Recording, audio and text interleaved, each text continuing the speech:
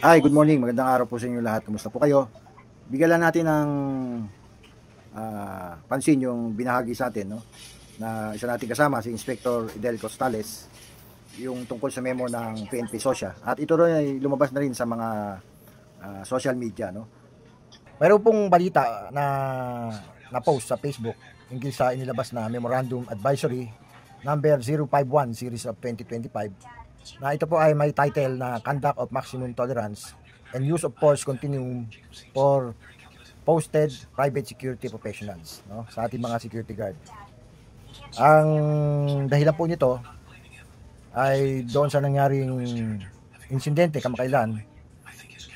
Kaya naglabas po ng paalaala ang mga otoridad, no, ang PNP Sosya, matapos ang isang insidente ng pamamaril noon po lamang November 2, 2025 na nangyari sa Cubao, Quezon City, kung saan nasangkot po ang isang security guard at isang motorcycle taxi rider, no. Nagkaroon sila ng pagtatalo at konfrontasyon. Ayon sa ulat, nagpark ang rider sa bahagi ng bus station at ito po ay nagdulot ng sagabal sa mga dumaraan. Ginawa ng gwardiya, pinagsabihan niya yung rider, ngunit nauwi ito sa mainitang pagtatalo, no? Hindi sila nagkasundo hanggang sa nauwi sa physical na konfrontasyon. At sa gitna po ng kaguluhan ay bumunot ng baril ang ating kapatid na gwardiya at kanyang binaril, no, yung rider. Agad namang responde ang mga tauhan ng PNP at dinala ang nasabing gwardiya sa istasyon upang imbestigahan, at yung rider ay dinala naman po sa pinakamalapit na pagamutan. Dahil dito, muli pong nagpaalala ang PNP Sosya, no, tungkol sa memorandum nga po na inilabas nila para po sa mga private security professionals, na ang pangunahing tungkulin po nila ay protektahan ang buhay at ari-arian at panatiliin po ang kaayusan sa lugar ng kanilang assignment, no, kung saan sila nakadestino o naka-duty. Sabay nito, dapat din nilang igalang at pangalagaan ang interes ng kanilang mga kliyente at ng pamahalaan ng may katapatan, integridad at walang kinikilingan. Muli pong ipinapaalala rin na dapat isabuhay ng bawat gwardiya ang mga prinsipyong makadiyos, makatao, makakalikasan at makabayan. Ang use of force continuum o ang antas ng level ng paggamit ng persa, ayon sa memo, may tamang antas o level na dapat sundin bago gumamit ng pwersa o armas ang isang gwardiya. Una, yung level 1, dapat ay yung alert presence, yung pagiging alerto at mahinahon. Level 2, yung tinatawag na verbal communication, no?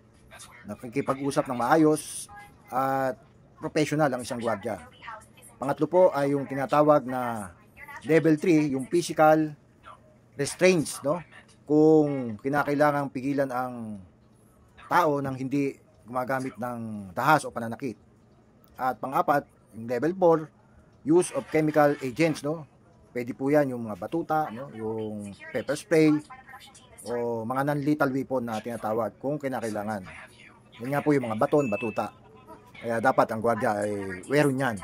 Yung level 5, yung temporary incapacitation, pansamantalang pagpigil o pagpapahinto sa kilos ng taong nagdudulot ng panganib, no, kapag sila ay inaaresto.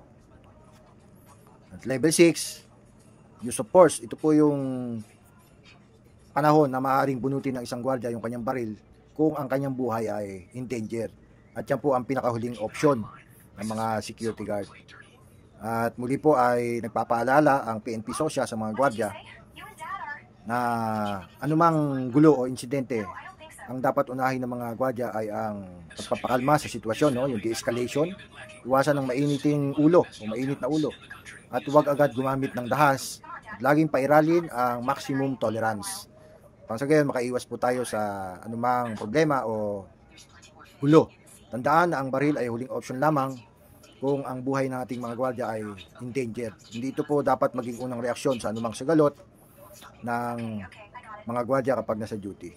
Muli, ang paalalang ito po ay para sa lahat ng mga security professionals bilang tagapangalaga ng kapayapaan. Hindi po tayo tagalika ng gulo. Maging mahinahon, professional at responsable. Muli, ito po ang inyong lingkod, F. Santos. Magandang araw po sa inyo lahat at mabuhay.